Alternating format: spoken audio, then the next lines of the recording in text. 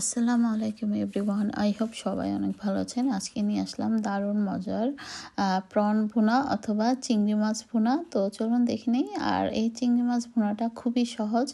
তো আমি বড় বড় প্রনগুলোকে এভাবে একদম খোসাটাকে ফেলে শুধু প্রনটাকে নিয়েছি। আপনারা চাইলে খোসা সহ রাখতে পারেন। তো প্রথমে ছিলে নিয়েছি আর অন্য পাশে আরেকটা হাঁড়িতে আমি মশলা কষানো শুরু করে দিয়েছি। এখানে দিয়ে দিয়েছি পেঁয়াজ কুচি, রসুন কুচি আর দিয়েছি টমেটো কুচি। তো আজকে আমি আর আদা রসুন পেস্ট অ্যাড করিনি, এখানে আমি পেঁয়াজ বাটাটাও অ্যাড করেছি। তো এই তো আর এক পাশে আমি প্রনগুলোকে ভেজে নিচ্ছি হলুদ আর লবণ দিয়ে।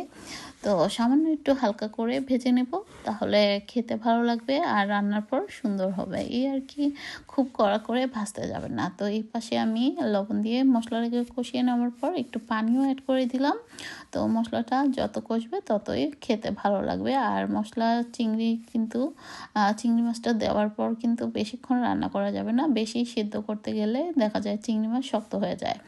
তো এখানে আমি 6 পিস চিংড়ি মাছ নিয়েছিলাম। তো সেগুলোকে আবার মাঝখান থেকে ফালি করে নিয়েছি। আপনারা চাইলে পুরো আস্তটাই রান্না করতে পারেন, তো যার যেরকম ইচ্ছা আসলে।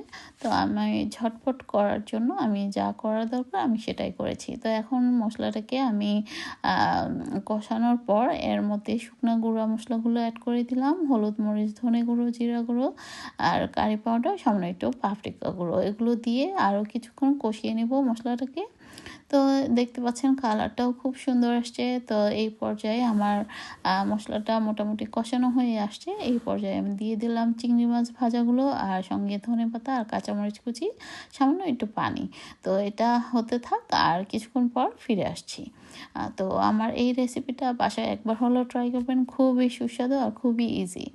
তো মশলা যদি হাতের কাছে বাটা বা সময় না পান বাটতে, তো আমার মতো এইভাবে কেটেও কিন্তু রান্না করতে পারেন।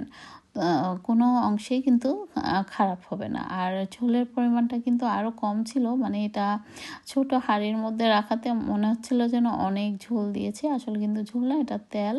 তো যাই হোক, তেলটাও একটু বেশি পরিমাণে দিয়ে ফেলেছি, যার জন্য দেখতে এরকম দেখাচ্ছে। আর এই তো গাছ থেকে কিছু কাঁচামরিচ পেয়ে নিয়েছি, দেখতে কত সুন্দর লাগছে তাই না, মাশাল্লাহ। তো এই তো খেতে বসে গেলাম। তো কেমন লাগলো অবশ্যই কমেন্টস করবেন। তো আজ এ পর্যন্ত, আল্লাহ হাফেজ, থ্যাংক ইউ ফর ওয়াচিং।